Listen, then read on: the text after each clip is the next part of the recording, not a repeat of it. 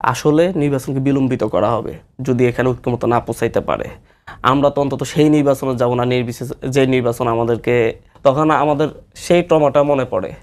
আমাদেরকে বলা হয় যে হচ্ছে আপনারা আমাদের উপর আস্থা রাখেন, আমরা হাসিনা না। জি মোশাররফ ভাই, শুধুমাত্র একটা দল একমত হয় নাই, বাকি সব দল যেখানে একমত, শুধুমাত্র একটা দল একমত হয়। এখানে আমি একটা দলই, এনসিপি নির্বাচনে না গেলে নির্বাচন বিলম্বিত হবে, এটা কি আসলে এনসিপির পক্ষে নির্বাচন আটকানো কিংবা নির্বাচন বিলম্বিত করার মতো অবস্থা এনসিপি আছে কিনা? এটা তো যদি বিএনপি সহ যদি রাজনৈতিক দলগুলো যদি শিক্ষার্থীদের এই ক্ষোভ না বুঝতে পারে পিএসসি সংস্কার ইস্যুটা নিয়ে, তাহলে দেখবেন যে আবার একটা আন্দোলন হবে। আপনি ঠেকাবেন কিভাবে?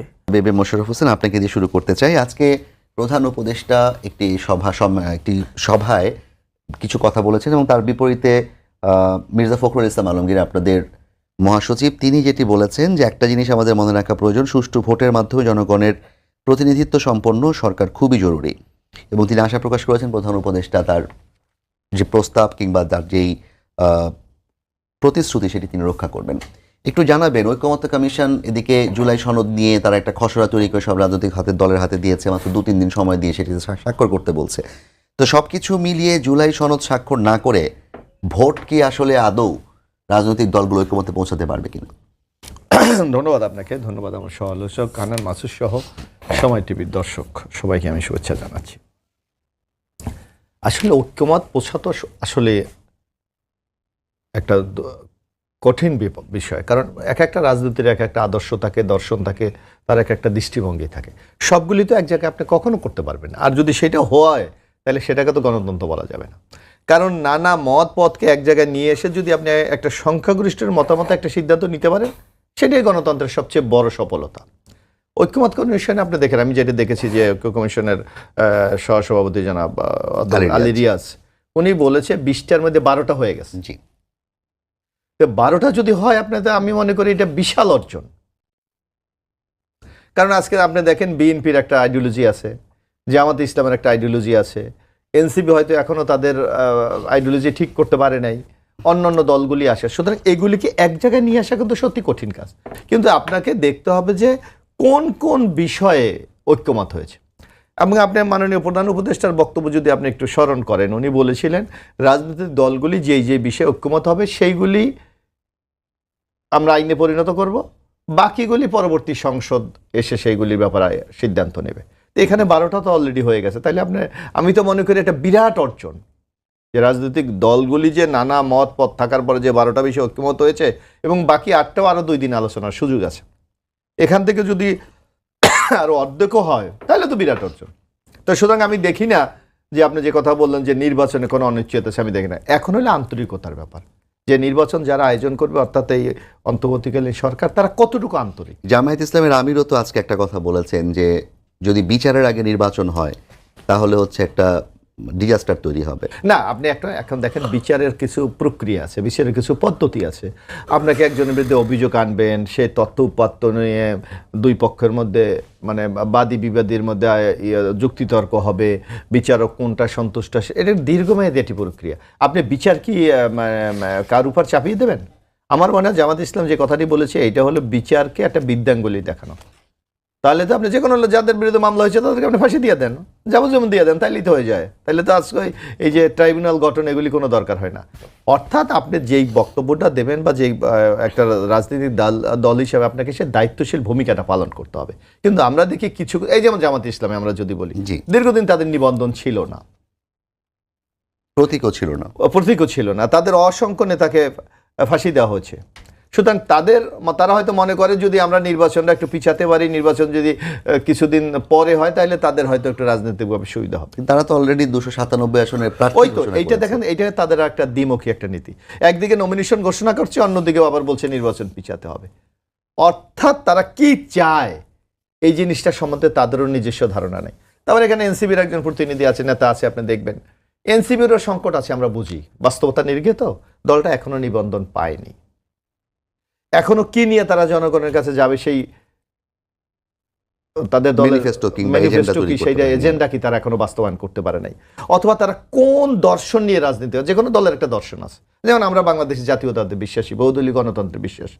আওয়ামী লীগ আবার বাঙালি জাতীয়তাতে বিশ্বাসী, এরা ওই যে সেকুলার রাজনীতিতে বিশ্বাসী।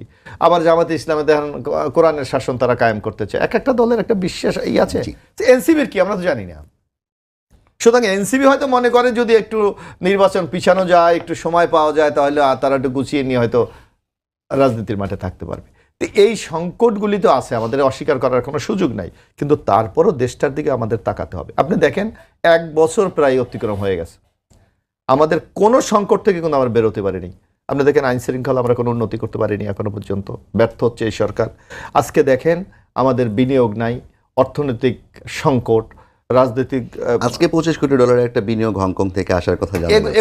এগুলি বলছে, আপনার মনে আছে, আপনার বিনিয়োগ সম্মেলনের কথা মনে আছে তো? আমরা নিশ্চয়ই কি ডাকডোল পিটিয়ে যে বিদেশ থেকে একজনকে আমদানি করে নিয়ে আসে, কি চৌধুরী সাম ভদ্রলোকের নাম, জি, উনি নাকি একটা মানে জাদুর কাঠি দেখিয়ে দেবে। আশিক চৌধুরী, হ্যাঁ, আশিক চৌধুরী 1 টাকার বিনিয়োগ আজ পর্যন্ত আনতে পারছেন? পারেন নাই। বরং বাংলাদেশের 3.5 কোটি টাকা এর পিছনে ব্যয় হয়েছে। তার মানে সাফল্যটা কোথায়? সুতরাং, এবং আপনি দেখেন স্পষ্ট ভাষায় সে বিনিয়োগে বলেছে, যারা বিদেশি বায়ার অথবা যারা ইনভেস্টর যোগদান করেছে, তারা বলেছে নির্বাচিত সরকার ছাড়া আমরা কোনো বিনিয়োগ করব না।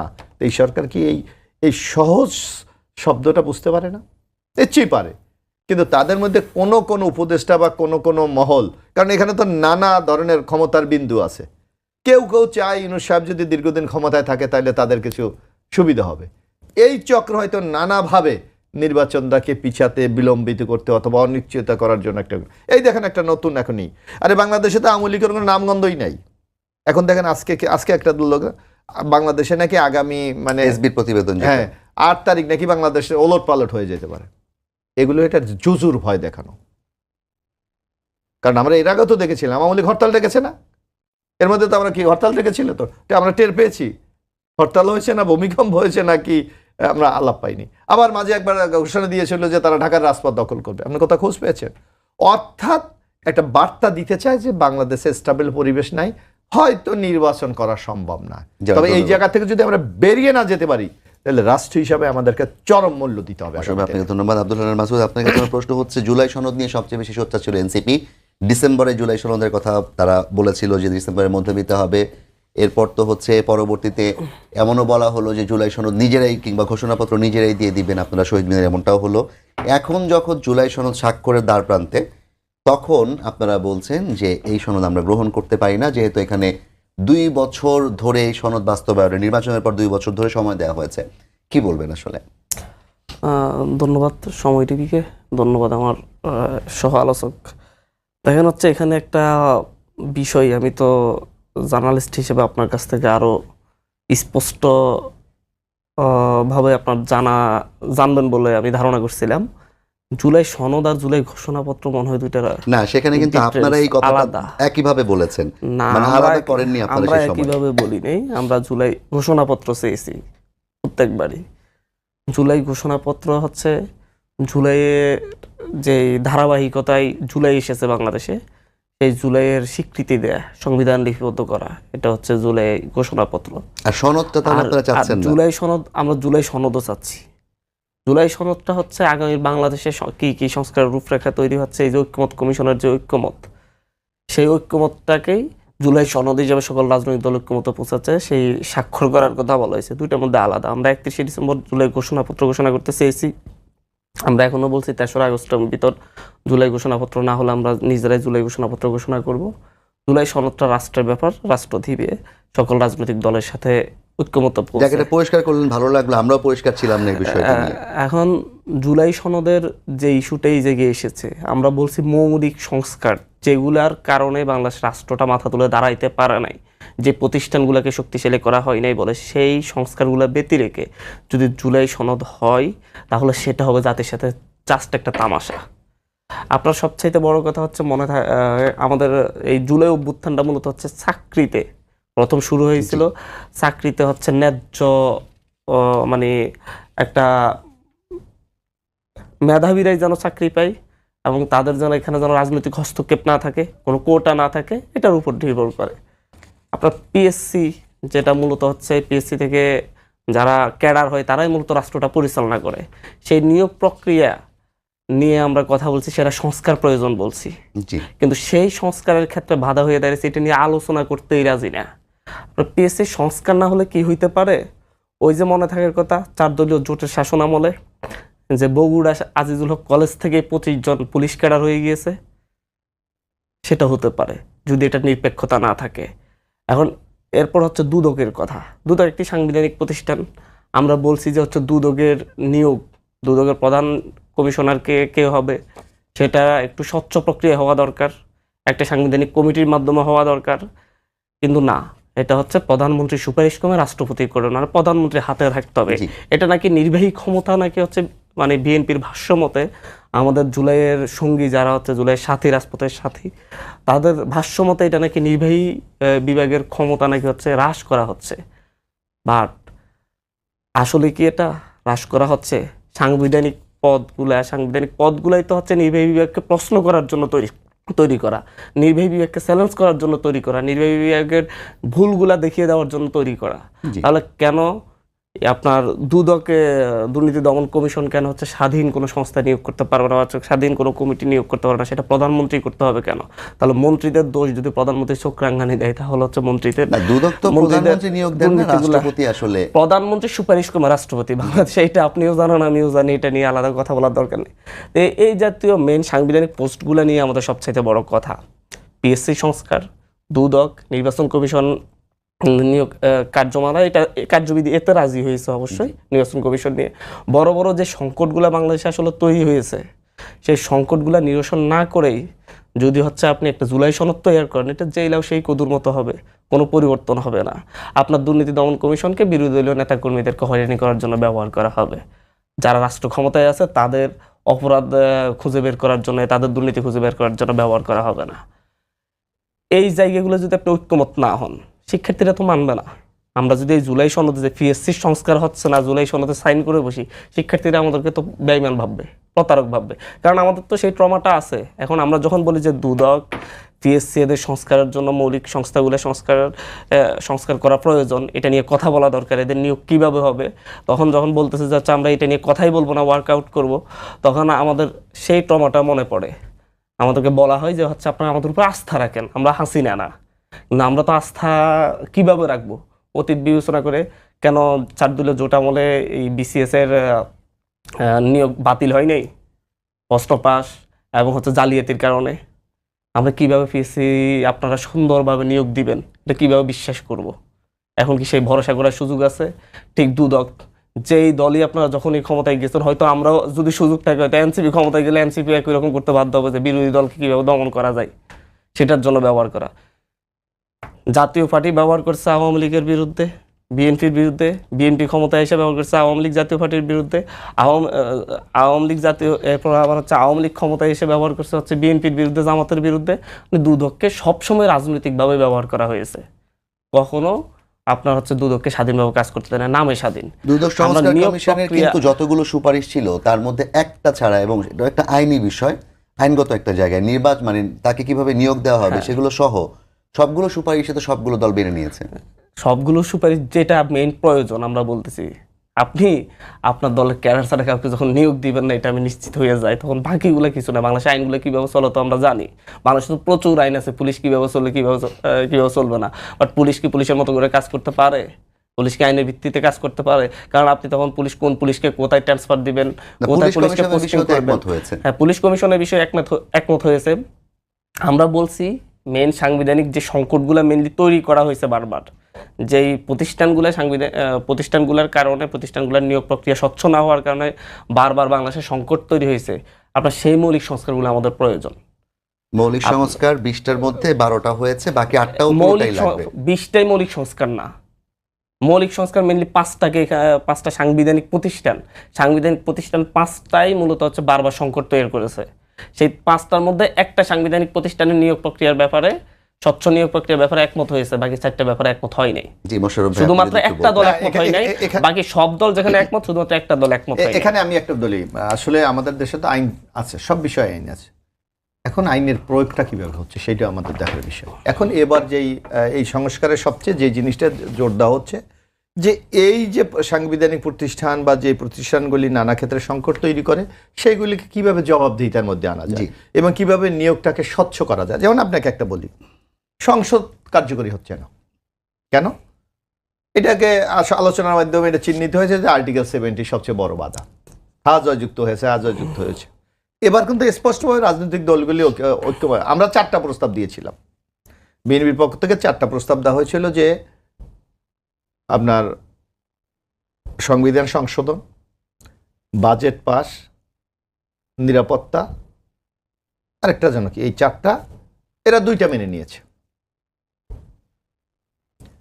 বিএনপি বলেছে ঠিক আছে আমরা 2টা মেনে নিয়েছি, আমাদের নিজস্ব ম্যানিফেস্টো যদি আমরা আমাদেরকে জনগণ রাষ্ট্র ক্ষমতার নেয় তাহলে আমরা বাকি 2টা জনগণের কাছে ম্যান্ডেট চাইব। ওকে, কমপ্লিট। সংসদে স্থায়ী কমিটি সকলে মিলে চেয়েছে সংসদকে কার্যকর করার জন্য, বিরোধী দল থেকে সংসদীয় কমিটির সভাপতি নির্ধারিত করা হবে। ওকে, মেনে নিয়েছে সবাই। আপনার রাষ্ট্রপতির ক্ষমা সংক্রান্ত বিষয় যেটা আগে রাষ্ট্রপতি করতো, সেই ক্ষেত্রে এখানে একটা সংশোধন আনা হয়েছে। তো এগুলি তো একটা গণতন্ত্র উত্তরণের কিছু স্টেপ। ভাই যে 5টি সাংবিধানিক মানে সংগঠন আমি বলছি আপনি একটু পাবেন। তারপর আপনি দেখবেন এই যে 5টার মধ্যে একটা প্রধান সাংবিধানিক প্রতিষ্ঠান, ইসি না প্রধান বিচারপতি, প্রধান বিচারপতি, সেখানে কিন্তু অলরেডি ডিসিশন হয়ে গেছে যে যিনি জ্যেষ্ঠ উনি, আবার একটা প্রস্তাব করা হয়েছে যে না উনি কোনো কারণে ওনার নানা সমস্যা থাকতে পারে, তাহলে দ্বিতীয় আরেকজনকে এর অন্তর্গত, মানে প্রথম 2জন থেকে যে কোনো একজন সেটেল। এটা সাংবিধানিক প্রতিষ্ঠান, কিন্তু এটা কিন্তু আপনার অন্য কিছু না। সংবিধান সংশোধন, আপনার প্রধানমন্ত্রীর একাধিক পদের বিধান। এখন আপনি দেখবেন, আপনি যদি ডেমোক্রেসিতে বিশ্বাস করেন, প্রধানমন্ত্রীর যিনি প্রধানমন্ত্রী ওনারা বলছেন যে এনসিপি সহ অন্যান্য দল বলছে যিনি প্রধানমন্ত্রী হবেন তিনি দলের প্রধান হতে পারবেন না। এখানে আপনি দেখেন, গণতন্ত্র যদি আপনি বিশ্বাস করেন, দল নির্বাচন করবে কে তার দলের প্রধান হবে, আর যিনি এমপি নির্বাচিত হবেন উনি নির্ধারণ করবেন ওনারা যে কে আমার সংসদ নেতা হবে। তা আপনি এখানে কি গণতন্ত্রের মধ্যে ইন্টারফেয়ার করবেন? আর আরেকটু ব্যাপার আছে যে আজকে আমাদের মতো এইসব দেশে কিন্তু একটা মডেল আছে, যেমন আপনার ভারতের দিকে তাকান, মোদীকে কেন্দ্র করে কিন্তু নির্বাচনটা হয়েছে। এখন নির্বাচনে একটা রাজনৈতিক দল তার নির্দিষ্ট ম্যানিফেস্টো জনগণের কাছে আবেদন জানায় যে আমার এই আমি করতে চাই, আপনি আমাকে ভোট দিলে আমি রাষ্ট্রীয়করণ করব। এখন আমি জনগণের কাছে ওয়াদা করেছি, কমিটমেন্ট করেছি, আমাকে বাস্তবায়ন করার মতো কোন নেতা পারবে সেটা তো আমার ব্যাপার। আর আমি যদি ব্যর্থ হই তাহলে পরবর্তী নির্বাচনে তো আমাকে জনগণ ম্যান্ডেট দেবে না। সুতরাং আপনাকে এখানে এই জিনিসটা বুঝতে হবে, অনেকে জিনিসটা বুঝতে চায় না। তারপর আপনি দেখবেন প্রধানমন্ত্রী কত বছর থাকবে। আমরা দেখি খুব অহংকারের সাথে বলা হয় যে 5বারের প্রধানমন্ত্রী, 3বারের প্রধানমন্ত্রী, 4বারের। স্টেট বলে দেওয়া হয়েছে কোনো ব্যক্তির জীবন দশা 10 বছর বেশি প্রধানমন্ত্রী হতে পারবে না। এর চেয়ে আপনার সংস্কার কি চান? তারপর আপনার এই যে পুলিশ কমিশন বলছে, নির্বাচন কমিশন নিয়োগ, আপনার দেখেন অলরেডি একটা কিন্তু হয়ে গেছে যে সকল দলের মিলে, এই সকল দল মিলেও কি আপনার পক্ষপাতিত্ব করবে বা নিজস্ব লোক নিয়োগ দেবে সম্ভব? আপনি প্রধানমন্ত্রী, বিরোধী দলের নেত্রী, স্পিকার, ডেপুটি স্পিকার, আরেক বিরোধী দলের নেত্রী। অর্থাৎ আপনি যে যাত্রাটা শুরু করছেন রাতারাতি তো আমরা সবকিছু অর্জন করতে পারবো। যে হান্নান মাসুদ যেটি বললেন যে কোটা সংস্কার আন্দোলনকে কেন্দ্র করে তো এটা হয়েছিল, তো সেই সরকারি চাকরি নিয়োগ যে প্রতিষ্ঠানের উপর নির্ভর করে পিএসসি, সেটির ব্যাপারে কেন আপনাদের এখন? না আমাদের আপত্তির এখানে কোনো বিষয় না। আমরা বলেছি কিছু আপনার সাংবিধানিক কিছু কাঠামো তো আছে, যে কাঠামো রাষ্ট্রের মধ্যে ব্যালেন্স তৈরি করে, যে রাষ্ট্র মানে সরকারের মধ্যে সরকার যদি স্বৈরাচারী হয় সেই প্রতিষ্ঠানগুলি তাকে একটা চেক আপ ব্যালেন্স তৈরি করতে পারে। তো আপনি সব কিছু যদি সাংবিধানিকের মধ্যে দেন তাহলে সে গভর্নমেন্টটা চলবে কিভাবে? গভর্নমেন্টটা চলবে কিভাবে? তো যার কারণে আপনাকে এই যাত্রাটা আমরা, হ্যাঁ হতে পারে আজকে ধরেন যে এটা নিয়ে বিতর্ক হচ্ছে প্র্যাকটিসের পদ্ধতি। এই যেমন আপনি মনে করেন 91-এ যখন নির্বাচন হলো বিচারপতি শাহাবুদ্দিন আহমেদ, তখন কিন্তু একটা কেয়ারটেকারের মডেলই হয়েছে, কিন্তু তখন কিন্তু কেউ এটা এত জোর নাই। যখন দেখা গেল একটা নির্বাচন নিয়ে সংকট তৈরি হল, তখন কিন্তু আবার কেয়ারটেকারের বিষয় সবাই ঐক্যমত হয়েছে। অর্থাৎ আপনার প্র্যাকটিসের মাধ্যমে আপনি বুঝবেন, লক্ষ্য করবেন যে আপনার কোন জিনিসটি দরকার, এবং এইটাই তো গণতন্ত্রের ধারাবাহিকতা বা এইভাবেই হয়। আপনি এখনই যদি একসাথে চাপিয়ে দিতে চান যে এইটা হবে, পরে দেখালে এটা ফাংশন করলো না, তাহলে সম্পূর্ণ গণতন্ত্র কিন্তু মুখ থুবড়ে পড়ে যাবে। জি ধন্যবাদ মোশাররফ ভাই। হান্নান মাসুদ ভাই, আপনার কাছে জানতে চাই যে যদি সনদে আপনারা স্বাক্ষর না করেন তাহলে ভবিষ্যৎ কি দাঁড়াবে এই সনদের, কিংবা নির্বাচন কি এর কারণে বিলম্বিত হওয়ার সুযোগ আছে কিনা? ধরন হচ্ছে ভাই বললো একটা কথা যে হচ্ছে প্র্যাকটিসের মধ্য দিয়ে কিন্তু হচ্ছে ঠিক হবে যে হচ্ছে কি কি সংস্কার দরকার। আসলে প্র্যাকটিস তো হয়ে গেছে 54 বছর ধরে, যে পিএসসির নিয়োগগুলো কিভাবে হচ্ছে আর ইয়ার নিয়োগগুলো কিভাবে হইতেছে। দুদকে দুদকের নিয়োগ কিভাবে হচ্ছে, দুদক কিভাবে কাজ করতেছে, এটার মেইন কারণগুলো কি, এটা আপনার কাছেও স্পষ্ট, আমার কাছে স্পষ্ট, মোশাররফ ভাইয়ের কাছে স্পষ্ট। কিন্তু কথা হচ্ছে নির্বাহী বিভাগের ক্ষমতা হ্রাস পাচ্ছে যদি দুদককে যদি হচ্ছে দুদকের নিয়োগ, দুদকের প্রধান কমিশনার সহ সকলের নিয়োগ যদি হচ্ছে একটা নিরপেক্ষ বডির মাধ্যমে, যেটা হচ্ছে নির্বাচন কমিশন, যেই বডির মাধ্যমে নিয়োগ হচ্ছে। এটার কারণ হচ্ছে আমার দুদককে তো হচ্ছে আমি ব্যবহার করতে পারবো না, কারণ দুদক প্রধান যদি সবাই মিলে বসে করি তাহলে দুদক প্রধান তো আমার কথা শুনবেও না। আমি যদি বলি যে অমুককে নিয়ে তদন্ত করো, অমুককে কিভাবে দুদকের মামলায় পাশাও, এখানে কিভাবে মানে হচ্ছে দুদক কি হচ্ছে প্রধানমন্ত্রী ক্ষমতা হ্রাস করতেছে কিভাবে, দুদকের নিয়োগটা যদি হচ্ছে স্বাধীনভাবে হয় বা স্বাধীন সংস্থার মাধ্যমে হয়, আমি এই বিষয়টা জানি না। দুদককে নিয়ে আমাদের প্র্যাকটিস 54 বছর ধরে হচ্ছে, কি হয়েছে, সরি 54 না, 20 বছর ধরে হইতেছে। 20 বছর আমরা তো প্রত্যেকবারই দেখলাম যে দুদককে কেন ব্যবহার করা হচ্ছে, দুদককে কিভাবে ব্যবহার করছে। আগে দুদক ছিল হচ্ছে প্রধানমন্ত্রীর আন্ডারে, তারপরে করা হচ্ছে সাংবিধানিক একটি প্রতিষ্ঠান, তারপরে করা হয়েছে সেই সাংবিধানিক প্রতিষ্ঠান করে সেখানেও প্রধানমন্ত্রীর হস্তক্ষেপ ছাড়া কিছু হয়নি। প্রতিবারই বিরোধী দলীয় নেতাকর্মীদেরকে নির্যাতন করার জন্য, তাদেরকে অনুগত রাখার জন্য দুদককে ব্যবহার করা হয়েছে। একইভাবে পিএসসির নিয়োগ প্রক্রিয়া নিয়ে তো আমরা বারবার দেখছি, আওয়ামী লীগের আমলেও দেখেছি, বিএনপির আমলেও দেখছি, প্রত্যেকটা আমলে দেখছি পিএসসিকে কিভাবে মানে হচ্ছে তারা ইনফ্লুয়েন্স করে থাকে। কারণ পিএসসিতে যাকে নিয়োগ দেওয়া হয় দলীয় বিবেচনায় নিয়োগ দেওয়া হয়, পিএসসি প্রধান সহ যে সদস্যদেরকে নিয়োগ দেওয়া হয়। আমরা যখন আপনারা ভরসা করতে বলবেন তাহলে তো আমি বলবো যে আপনার এক্সাম্পল থাকার দরকার, যে আমি কেন আপনার উপর ভরসা না, করব। এগুলো তো আমরা আলাপ করলাম, একটু বলবেন যদি সনদটা স্বাক্ষর না হয় আমি তাহলে একটু এটার গন্তব্য কি হবে একটু আমাদের? বিষয়টা শেষ করি। এটার গন্তব্যটা হচ্ছে এই সনদ স্বাক্ষর না হইয়া, এই সনদের মৌলিক সংস্কার যেগুলা মূলত হচ্ছে রাষ্ট্রে বারবার ক্রাইসিস তৈরি করেছে, এগুলা পূরণ না করে যদি আমরা সনদে স্বাক্ষর করি, আমাদের মনে হয় যে আমরা 24-এর সাথে প্রতারণা করি। শুধু 24 না, 71-এর সাথেও প্রতারণা হবে, 90-এর সাথেও প্রতারণা হবে। কারণ প্রতিবারই একটি মানসম্মত রাষ্ট্র প্রতিষ্ঠার জন্য, মানুষের মানবাধিকার নিশ্চিত করার জন্য প্রতিবারই মানুষজন জীবন দিয়েছে। প্রতিবারই হচ্ছে একটি গণতান্ত্রিক ব্যবস্থা নিশ্চিত করার জন্য মানুষজন জীবন দিয়েছে। এবারও হবে না যদি মৌলিক যে বিষয়গুলো এগুলোকে যদি হচ্ছে সংস্কার করা না হয়, এগুলো যদি হচ্ছে ঐক্যমত না আসা হয়। আপনার পিএসসি নিয়ে আপনার মতামত থাকতে পারে, বসে দেন না, আমি আলোচনাই করব না। দুদক নিয়ে আপনার মতামত থাকতে পারে, বসে দেন না, আমি আলোচনাই করব না। এটা তো হচ্ছে প্যাকেজ আকারে তারা বলেছিলেন। না, আমি সেই কথাই বলতেছি। আপনি এই যে সাংবিধানিক প্রতিষ্ঠান তো এমনিতেই প্রধানমন্ত্রীকে প্রশ্নবিদ্ধ করার জন্য সাংবিধানিক প্রতিষ্ঠান, প্রধানমন্ত্রী মন্ত্রীদেরকে, সরকারকে। আপনারা নেপাল নিয়ে খুব বেশি আলাপ করেন না কেন? নেপাল তো সবার উপরে। আমরা ন্যায়ফালের ব্যাপারটা, ন্যায়ফালের নিয়োগটা নিয়েও কথা হচ্ছে। আমরা মেনলি দেখতেছি দুদককে সবার জন্য ব্যবহার করা হচ্ছে। আর ন্যায়ফালের নিয়োগও তো আজকে কত বছর আটকে, সেই 1972 সালে সংবিধানে যুক্ত করা হয়েছিল ন্যায়ফাল লাগবে, কিন্তু ন্যায়ফাল কেউই দেয়নি, আজ পর্যন্ত হয়নি। সব কথা মিলিয়ে হচ্ছে যদি আসলে নির্বাচনকে বিলম্বিত করা হবে, যদি এখানে ঐক্যমত না পৌঁছাইতে পারে, আমরা তো অন্তত সেই নির্বাচনে যাব না, নির্বিশেষ যে নির্বাচন আমাদেরকে আপনার নিশ্চয়তা দিবে আগামী বাংলাদেশ আগের মতো হবে না। আমরা তো দেখতে পাচ্ছি একই পথে চলার জন্য আগ্রহী আপনারা, সুতরাং আমরা তো সেই পথে চলবো না, আমরা নতুন পথ তৈরি করতে চাচ্ছি। ধন্যবাদ মোশাররফ ভাই। একটু যদি বলতেন যে এনসিপি নির্বাচনে না গেলে নির্বাচন বিলম্বিত হবে, এটি কি আসলে এনসিপির পক্ষে নির্বাচন আটকানো কিংবা নির্বাচন বিলম্বিত করার মতো অবস্থা এনসিপি আছে কিনা? না, এনসিপি একটা রাজনৈতিক দল, নিশ্চয়ই তার একটা দায়িত্বশীল ভূমিকা পালন করবে। এনসিপির নিশ্চয়ই চিন্তা করা উচিত যে বাংলাদেশের বৃহত্তর স্বার্থে কি করা উচিত, জনগণের চাহিদাটা কি। আপনি দেখেন যে এখন বাংলাদেশের যদি আপনি যে কোনো জায়গায় যদি একটা জরিপ করেন বা মতামত নেন অথবা একটা সার্ভে করেন, আপনি স্পষ্ট দেখতে পারবেন জনগণ এই অবস্থার উত্তরণ চায়। উত্তরণ একটা ইন্টিরিয়াম গভর্নমেন্ট থেকে একটা গণতান্ত্রিক গভর্নমেন্টে যেতে হলে নির্বাচনের বিকল্প নাই, অন্য কোনো সিস্টেমে তো যেতে পারবেন না। হ্যাঁ আছে, এক সিস্টেম আছে, আপনি এই সরকার বাদ দিয়ে এটা মাসাল্লাহ দিয়ে দিতে পারেন, কিন্তু সেখানে তো জনগণের মতামতের প্রতিফলন করবে, সেটাই তো একটা চাপিয়ে দেওয়া গভর্নমেন্ট হবে। তো সুতরাং এনসিপির মতো যারা মনে করে নিজেদেরকে একটা দায়িত্বশীল রাজনৈতিক শক্তি আগামী দিনে আবির্ভাব হবে, তাদেরকে এই দেশটা উত্তরণের জন্য আপনার কিন্তু তাদেরও এগিয়ে আসা উচিত। আজকে যদি আপনি একটা নির্বাচিত সরকার না আসে, আজকে দেখেন বিশ্বব্যাংক কি বলেছে, আগামী দিনে আমাদের জিডিপির প্রবৃদ্ধি হবে 3.3, যেটা কিন্তু আমাদের গতবার এই যে ফেসিস যে জিনিস ছিল ওনার ওখানেও প্রায় 6% ছিল। আজকে আমাদের বেকারত্বের সংখ্যা কিন্তু দেখেন, এই যে এক বছরে প্রায় 27 লক্ষ বেকার বেড়ে গেছে, এর মধ্যে 18 লক্ষ হইল নারী। দারিদ্রতা 20 পর্যন্ত আমাদের আগে ছিল এই 24-এর সময়, এখন সেটা প্রায় 25 হয়ে গেছে। এই নানা সূচকে আমরা পিছিয়ে যাচ্ছি। এনসিপি কি এই দায়িত্ব নেবে? বলুক তারা প্রকাশ্যে যে আগামী দিনে দেশের যদি কোনো অবনতিশীল পরিস্থিতি হয় তার দায়ভার তারা বহন করবে। আগে তো দেশটাকে আপনার চালে, বাংলাদেশ যদি না থাকে এনসিপি বলেন, বিএনপি বলেন, জামাত বলেন, কে থাকবে? সুতরাং এইগুলি উত্তরণের দরকার। কিছু ছাড় দিয়ে হলো আমাদের একটা নির্বাচনের দিকে এগিয়ে যাওয়া উচিত।